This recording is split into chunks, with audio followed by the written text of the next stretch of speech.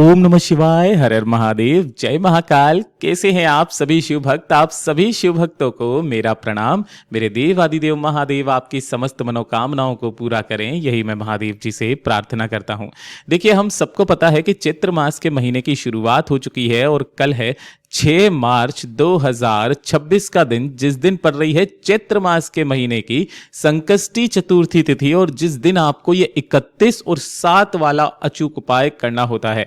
पूज्य गुरु जी ने विशेष उपाय ये बताया था शिव महापुराण की कथा के अंदर, जब उन्होंने गणेश पुराण का वर्णन किया था। और गणेश पुराण के अंतर्गत चतुर्थी तिथि के दिन जो भी भक्त अपनी कामना कह करके इस उपाय को करके आ जाता है, चाहे वो अपने बच्चों के लिए करे, अपने परिवार के लिए करे, अपनी तरक्की के लिए करे, अपनी नौकरी के लिए, जिस कामना से करता है उसकी वो समस्त मनोकामनाएं पूरी जरूर से होती है। और पूज्य गुरु जी की ही कथा से सुन करके और समझ करके इस पूरे उपाय को बहुत ही आसान भाषा में आप सभी लोगों को बताऊंगा।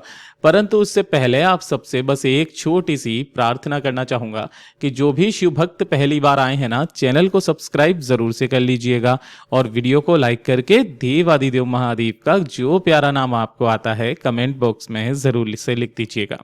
इस पूरे वीडियो में हम 4 महा उपायों के बारे में बात करेंगे जो आपको इस चतुर्थी के दिन करने हैं, तो ध्यान से सुनना है और समझने की कोशिश भी करना है।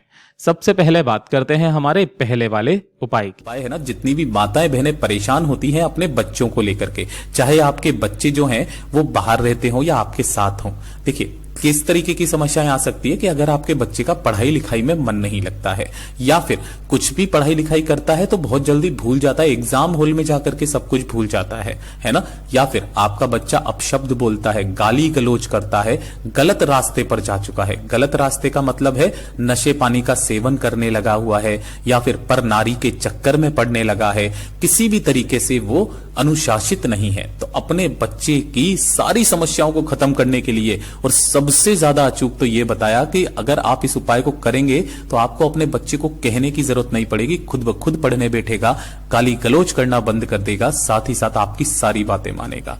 छोटा सा काम करना है, आपके घर की स्त्री को या फिर पिता, कोई भी कर सकता है। लेना क्या है, आपको इस तरीके से 31 मूंग के दाने लेने, जो हरा मूंग होता है ना इस तरीके का, लेकिन दाना कैसा होना चाहिए, एकदम खड़ा दाना, है ना, ऐसा वाला, टूटा हुआ दाना नहीं लेना है। आपको इस तरीके से खड़े 31 हरे मूंग के दाने लेने हैं और साथ ही साथ लेनी होगी आपको दुर्वा। अब दुर्वा का जो क्रम बताया, इस तरीके की दुर्वा नहीं लेनी है, ये जो देसी घास दूब आती है ना, देसी वाली, ये वाली लेनी है आपको। कितनी लेनी है? 7 दुर्वा आपको लेनी है, लेकिन इनका भी क्रम गुरुदेव ने बताया 3 गांठों वाली, 3 गांठों वाली 7 दुर्वा आपको लेनी है। कैसे गिनेंगे भैया? तो देखो, जैसे ये दुर्वा हो गई, ऐसे करके पत्तियां निकली हुई रहती है दुर्वा के अंदर ना, तो यहां से जो पत्ती निकली है ना, यहां पर आपको अपने आप यहां पर गांठ नजर आ जाएगी, ऐसे करके ऊपर नीचे से वैसे तोड़ देना। 3 गांठों की आपको ऐसी की ऐसी ही 7 दुर्वा ले लेनी है, ठीक है। अब किसी भी एक कागज के दोने में लेना, क्यों? क्योंकि आपको छोड़कर आना पड़ेगा, किसी कटोरी में नहीं लेना, तो कोई ऐसे पात्र में लेना या किसी कागज में ही या किसी अखबार के अंदर। आपको क्या करना है, हरे मूंग के जो 31 दाने लिए हैं वो ले लेना और साथ ही साथ आपने जो 7 दुर्वा ली है उन 7 दुर्वाओं को भी इसी के अंदर रख देना। और आपके घर का जो भी बच्चा है ना, उस बच्चे का हाथ एक बार इससे स्पर्श जरूर करा दीजिएगा। अगर बच्चा घर पर नहीं रहता है तो उसका नाम और गोत्र बोल करके भी कर सकते हैं, ठीक है। तो इस तरीके से आपको एक कटोरी को लेना है, साथ ही साथ एक दीपक तैयार कर लेना। दीपक जो होगा वो होगा गोल बाती का और इसके अंदर आपको भरना होगा घी, ठीक है। इन्हें लेकर के आपके आसपास जो भी भगवान गणेश जी का मंदिर हो या किसी भी मंदिर के अंदर जहां भगवान गणेश जी की प्रतिमा हो, जहां पूजा होती हो, वहां पर पहुंच जाना। वहां पहुंच करके आपको सबसे पहले जो एक दीपक लिया है, उस दीपक को, जो भगवान गणेश जी का टूटा हुआ दांत रहता है, देखिए मैं आपको बताता हूं, ये वाला जो टूटा हुआ दांत है, राइट, तो इस टूटे हुए दांत की तरफ, नीचे की तरफ जमीन पर, इधर उधर कहीं नहीं, जमीन पर आपको एक दीपक जो लेकर के आए हो उसे प्रज्वलित कर देना, जला देना। इस तरीके से जला दोगे, ठीक है ना। और जला देने के पश्चात अपने दाहिने हाथ में जो भी चीजें आपने लेकर के आए हो, 31 हरे मूंग और 7 दुर्वा, उसी कटोरी को या फिर उस कागज के ऊपर जिसमें आप लेकर के आए हो उसे रखना। अपने बच्चे का नाम और गोत्र बोल करके उसकी जो भी समस्या है उनको खत्म करने की कामना कर आपको क्या करना है, ये टूटे दांत के तरफ ही पीछे नीचे की तरफ जिधर आपने इस तरीके से दीपक लगाया है ना, इसी के पास में ला करके उसे रख देना है है ना। अब रख देना क्या मतलब क्या होता है, काफी सारे लोग कहते हैं यहां टिका देते हैं, यहां टिका देते हैं, यहां टिका देते हैं। ऐसे नहीं रखना है, यहां नीचे जमीन पर रखना है। रखने की जगह ना हो, आप चौखट पर रख करके आ जाइए, लेकिन जमीन पर रखना है, ठीक है ना। रखने के बाद ढोक दे करके भगवान गणेश जी के सामने से ही, अगर वहां पर कोई फूल समर्पित है तो कुछ भी चीज आप उठा लेना, फूल हो गया या एक चावल का दाना हो गया या गेहूं का दाना हो गया, कुछ भी एक चीज वहां से उठा लेना और उठा करके अपने घर पे लेकर के आना। और जब भी बच्चा आपके पास में हो, उस बच्चे को वो 3 बार सूंघा देना। कितनी बार?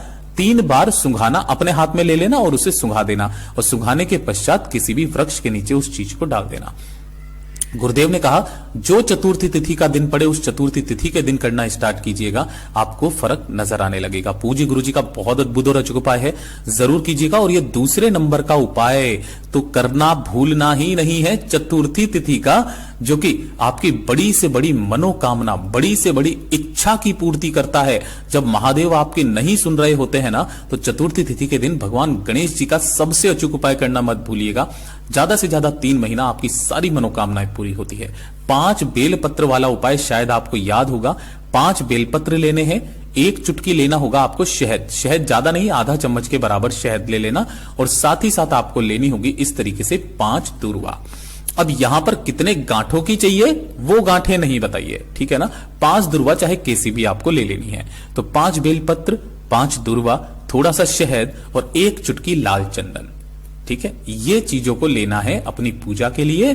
साथ ही साथ आपको 1 लोटा शुद्ध जल अपने घर का लेना है तांबे के कलश में, और इन्हें लेकर के आपको भोलेनाथ के मंदिर में पहुंचना है, शिवलिंग के पास में, यहां पहुंच करके आपको उत्तर दिशा, नॉर्थ डायरेक्शन की तरफ में मुख करके खड़े हो जाना है। सबसे पहले आपको करना क्या है वो चीज ध्यान से सुनिएगा। 1 लोटा शुद्ध जल जो लिया है वो भोलेनाथ की शिवलिंग पर समर्पित करना। श्री शिवाय नमस्तुभ्यम मंत्र का स्मरण करते हुए एक धारी से जलाधारी की तरफ बहते हुए, ठीक है। यहां पर आपको समर्पित कर दिया। समर्पित कर देने के पश्चात जो भी चीजें आपने ली है ना, जैसे ये सबसे पहले आपने लिए हैं बेलपत्र, तो सभी बेलपत्रों को एक दूसरे के ऊपर आपको रखना है। और रखने के पश्चात जो सभी की डंडियां होती है ना, काफी सारे लोग इस डंडी को तोड़ देते हैं, आपको डंडी तोड़नी नहीं है। ये जो डंडियां है ना, जहां पर नीचे का ये जो डूंट होता है, ये गणमान्य का स्थान होता है, आपको क्या करना है, नीचे की जितनी भी डंडियां हैं, 5 की 5 बेलपत्र की, उन्हें शहद में अच्छी तरह से डुबो लेना है। इन सभी डंडियों पर आपको शहद लगाना है, 5 बेलपत्र की पे, सभी को एक दूसरे के ऊपर रखना और अपना नाम, गोत्र और कामना कह करके, है ना, क्या करना है, भगवान